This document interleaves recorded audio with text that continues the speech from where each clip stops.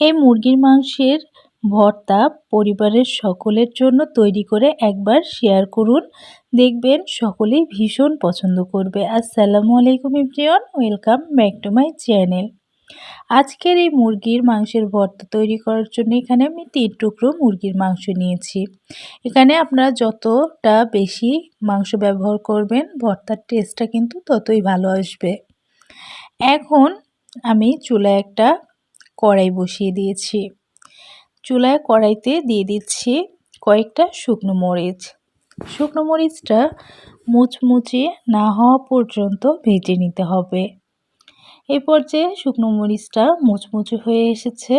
এখন একটা বাটিতে উঠিয়ে নিব।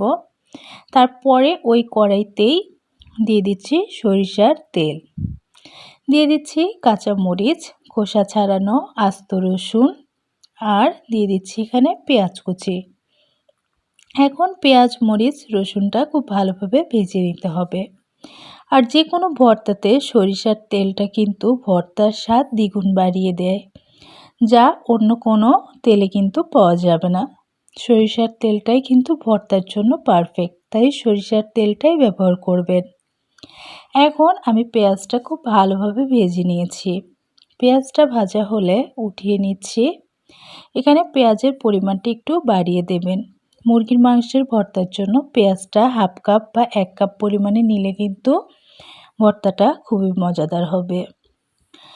এখন ওই কড়াইতেই দিয়ে দিচ্ছি 3 টুকরো সেই মুরগির মাংস। যে কড়াইতে আমি পেঁয়াজ মরিচটা ভেজেছিলাম সেই কড়াইটায় কিন্তু আমি না ধুয়েই তার মধ্যে মাংসটা দিয়ে দিয়েছি পানি। এখন দিয়ে দিতে হবে মশলাগুলো। দিয়ে দিচ্ছি হাফ চা চামচ রসুন পেস্ট, হাফ চা চামচ আদা পেস্ট। এখন একটু নাড়াচাড়া করে তারপরে দিয়ে দিচ্ছি সিদ্ধ করার জন্য আলু। এখানে মিডিয়াম সাইজের 2টো আলু নিয়ে মাঝখান দিয়ে কেটে খোসাটা ছাড়িয়ে নিয়েছি, আর সেই আলুটাই দিয়ে দিয়েছি। এখন দিয়ে দিচ্ছি স্বাদমতো লবণ। খুব ভালোভাবে সিদ্ধ করতে হবে। আর এখন বাকি মশলাগুলো অ্যাড করছি। দিয়ে দিচ্ছি মরিচের গুঁড়া হাফ চা চামচের একটু বেশি। এখানে ঝাল যে যেমন পছন্দ করেন তার উপর ডিপেন্ড করে কিন্তু ঝালটা ব্যবহার করবেন। দিয়ে দিচ্ছি হলুদের গুঁড়া। হলুদের গুঁড়াটা দিচ্ছি হাফ চা চামচের অর্ধেক চামচ পরিমাণে। আর দিয়ে দিচ্ছি এখানে ধনিয়া গুঁড়া হাফ চা চামচের অর্ধেক চামচ পরিমাণে। দিয়ে দিতে হবে এখানে জিরা গুঁড়া। জিরা গুঁড়াও হাফ চা চামচের অর্ধেক চামচ পরিমাণে ব্যবহার করেছি। দিয়ে দিচ্ছি একটা দারুচিনি। এখানে মশলাটা কিন্তু ব্যবহার করবেন, তাতে চিকেনের বা মুরগির মাংসের যে ফ্লেভারটা তাতে কিন্তু মশলার একটা আলাদা ঘ্রাণ আসবে, আর যেটাতে অনেকটা ভর্তার টেস্টও বাড়বে। দিয়ে দিচ্ছি 4টা মতো এখানে সাদা এলাচ। এখন একটু নাড়াচাড়া করে ঢাকা দিয়ে সিদ্ধ করে নিতে হবে। খুব ভালোভাবে সিদ্ধ হওয়া পর্যন্ত কিন্তু রান্না করে নিতে হবে। তো এখন ঢাকা দিয়ে রান্না করে নিচ্ছি।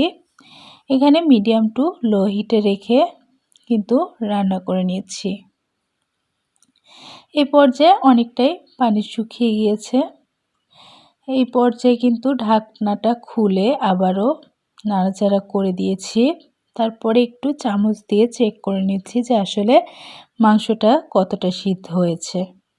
তো মাংসটা কিন্তু চামচের সাহায্যে কেটে নেওয়া যাচ্ছে, তার মানে মাংসটা কিন্তু খুব ভালোভাবেই সিদ্ধ হয়ে গিয়েছে। এখন ঢাকা দিয়ে ঝোলটা একদম শুকিয়ে নিতে হবে। তো এই পর্যায়ে ঝোলটা কিন্তু শুকিয়ে গিয়েছে, কিন্তু এতটাও শুকনো নয়, শুকনো আরও করতে হবে। তো আলুটাও কিন্তু খুব ভালোভাবে সিদ্ধ হয়ে গিয়েছে। এখন একদম মশলাটা মাংসের গায়ের সঙ্গে না লাগা পর্যন্ত ভেজে নিতে হবে। ভর্তার যদি পারফেক্ট টেস্ট চান তাহলে কিন্তু এভাবেই ফলো করলেই কিন্তু আপনাদের ভর্তাটা একদম পারফেক্ট হবে। আর পরিবারের সকলেও কিন্তু খুবই পছন্দ করবে। তো এই পর্যায়ে দেখতে পাচ্ছেন অনেকটাই কিন্তু এখানে লাগা লাগা হয়ে গিয়েছে। তো এরকমভাবেই কিন্তু মাংসের সঙ্গে মশলাগুলো লেগে গেলেই উঠিয়ে নিতে হবে। এখন আগে থেকে সেই ভেজে রাখা পেঁয়াজ, শুকনো মরিচ আর মাংস ভাজিটা আমি উঠিয়ে একটা সাইডে দিয়ে নিয়েছি। এখন একটা শিলনোড়ার ওপর আলুগুলো একটু মাখিয়ে নিয়েছি আর মাংসগুলো একটু কিন্তু হাতের সাহায্যে ছাড়িয়ে নিয়েছি। আর এই ভর্তাটা কিন্তু শিলনোড়ায় যতটা পারফেক্টভাবে হবে আপনার ব্লেন্ডারে কিন্তু এতটা পারফেক্টলি বা এতটা ভালো টেস্ট আসবে না। তো অবশ্যই শিলনোড়াতেই ভর্তাটা করার চেষ্টা করবেন। তো আমি এখন শিলনোড়ায় পেস্ট করে নিচ্ছি। আলু আর মুরগির মাংসটা পেস্ট করে নিয়েছি। আর পেস্ট করার পর দেখেই বুঝতে পারছেন একদম কতটা সুন্দর ভর্তার মতো শেপ চলে এসেছে। তো বন্ধুরা আজকের রেসিপিটা কেমন লাগলো অবশ্যই কিন্তু আমাকে লাইক কমেন্ট করে জানাতে ভুলবেন না। আর রেসিপিটা যদি ভালো লাগে অবশ্যই আপনার পরিবারের সঙ্গে শেয়ার করবেন। তো এখন শুকনো মরিচগুলো নিয়ে আমি শিলনোড়ায় বেটে নিচ্ছি। এখানে শুকনো মরিচ বা কাঁচা মরিচ কতটা আপনারা ঝাল পছন্দ করেন তার উপরে কিন্তু ডিপেন্ড করে ব্যবহার করবেন। যারা ঝাল বেশি পছন্দ করেন তারা ঝালের পরিমাণটা বাড়িয়ে দেবেন। যারা ঝাল কম পছন্দ করেন বা খেতে পারেন না নানান সমস্যার জন্য তারা ঝালটা কিন্তু কমিয়ে দিতে পারেন। এখন পেঁয়াজ মরিচটা দিয়েও পাটায় খুব ভালোভাবে কিন্তু বেটে নিয়েছি। এখন সেই পেঁয়াজ মরিচের পেস্টের সঙ্গে আগে থেকে যে পেস্টটা করেছিলাম মুরগির মাংসের আর আলুর সেই পেস্টটা দিয়ে খুব ভালোভাবে হাত দিয়ে মেখে নিচ্ছি।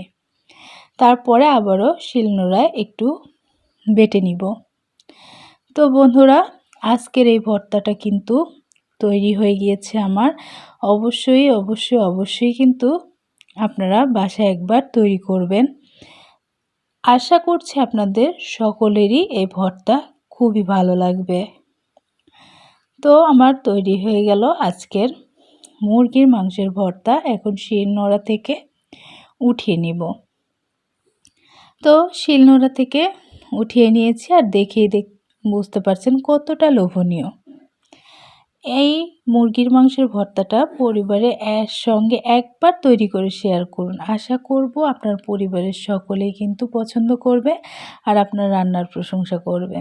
তো বন্ধুরা আজকের মতো বিদায় নিচ্ছি। আল্লাহ হাফেজ।